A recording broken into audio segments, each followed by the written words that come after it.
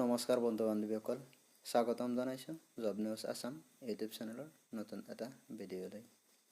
আজি আমি এই ভিডিঅ'ত অসম চৰকাৰৰ অসম পুলিচ বিভাগৰ পৰীক্ষাৰ বাবে আহিবলগীয়া কিছুমান অতি গুৰুত্বপূৰ্ণ প্ৰশ্নৰ উত্তৰ আলোচনা কৰিম। তো আহক দেৰি নকৰি ভিডিঅ'টো আৰম্ভ কৰোঁ। প্ৰথম প্ৰশ্ন, অসম সাহিত্য সভাৰ প্ৰথম সভাপতি কোন আছিল? উত্তৰ, পদ্মনাথ গোহাঞিত্ৰী বৰুৱা।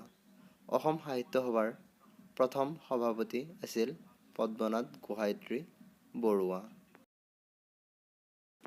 দ্বিতীয় নম্বৰ প্ৰশ্ন, প্ৰথম অসমীয়া গদ্য লেখকজনৰ নাম কি? উত্তৰ, ভট্টদেৱ। প্ৰথম অসমীয়া গদ্য লেখকজন হ'ল ভট্টদেৱ।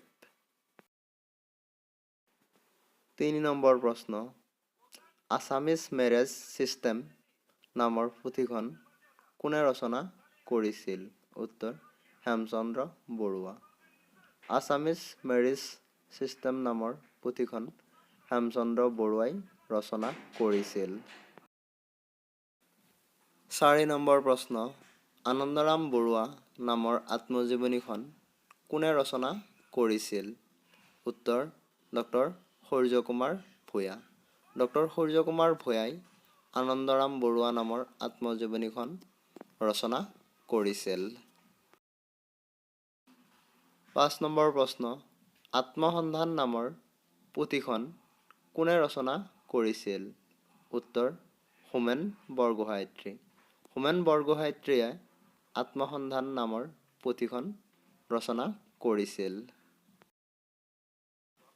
6 নম্বৰ প্ৰশ্ন, 1889 চনত কলিকতাৰ পৰা প্ৰকাশিত জোনাকী আলোচনীৰ সম্পাদনা কোনে কৰিছিল? উত্তৰ, চন্দ্ৰকুমাৰ আগৰৱালা। চন্দ্ৰকুমাৰ আগৰৱালাই 1889 চনত কলিকতাৰ পৰা প্ৰকাশিত জোনাকী আলোচনীখন সম্পাদনা কৰিছিল। 7 নম্বৰ প্ৰশ্ন, জীৱনৰ বাটত নামৰ উপন্যাসখন কোনে ৰচনা কৰিছিল? উত্তৰ, ডক্টৰ বিৰিঞ্চি কুমাৰ বৰুৱা। ডক্টৰ বিৰিঞ্চি কুমাৰ বৰুৱাই জীৱনৰ বাটত নামৰ উপন্যাসখন ৰচনা কৰিছিল। 8 নম্বৰ প্ৰশ্ন, 1894 চনত প্ৰকাশিত মিৰিজীয়ৰী উপন্যাসখন কোনে ৰচনা কৰিছিল? উত্তৰ, ৰজনীকান্ত বৰদলৈ। 1894 চনত প্ৰকাশিত মিৰিজীয়ৰী উপন্যাসখন ৰজনীকান্ত বৰদলৈয়ে ৰচনা কৰিছিল।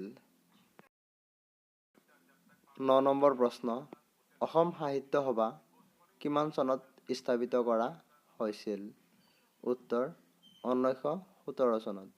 1917 চনত অসম সাহিত্য সভা স্থাপিত কৰা হৈছিল। 10 নম্বৰ প্ৰশ্ন, মণিপুৰৰ কোন জনগোষ্ঠীয়ে কাং উৎসৱ পালন কৰে? উত্তৰ, মেইটেইসকল। মণিপুৰৰ মেইটেই জনগোষ্ঠীয়ে কাং উৎসৱ পালন কৰে।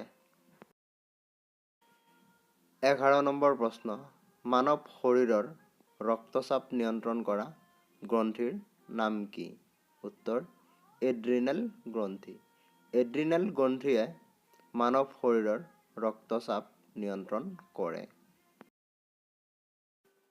12 নম্বৰ প্ৰশ্ন, কিমান চনত প্ৰথমবাৰৰ বাবে ৰাজ্যসভা গঠন কৰা হৈছিল? উত্তৰ, 1952 চনত। 1952 চনত প্ৰথমবাৰৰ বাবে ৰাজ্যসভা গঠন কৰা হৈছিল। 13 নম্বৰ প্ৰশ্ন, কৃপাবৰ বৰুৱা বুলি কাক জনা যায়? উত্তৰ, লক্ষ্মীনাথ বেজবৰুৱা। লক্ষ্মীনাথ বেজবৰুৱাক কৃপাবৰ বৰুৱা বুলিও জনা যায়। 14 নম্বৰ প্ৰশ্ন, ল'ৰা সখী পুথিখনৰ ৰচক কোন? উত্তৰ, দেৱেশ্বৰ চলিহা। ল'ৰা সখী নামৰ পুথিখনৰ ৰচক হ'ল দেৱেশ্বৰ চলিহা। 15 নম্বৰ প্ৰশ্ন, অসমীয়া ভাষাৰ মুঠ বৰ্ণ কেইটা? উত্তৰ, 52টা। অসমীয়া ভাষাৰ মুঠ বৰ্ণ 52টা। এইকেইটা আছিল আজিৰ প্ৰশ্ন।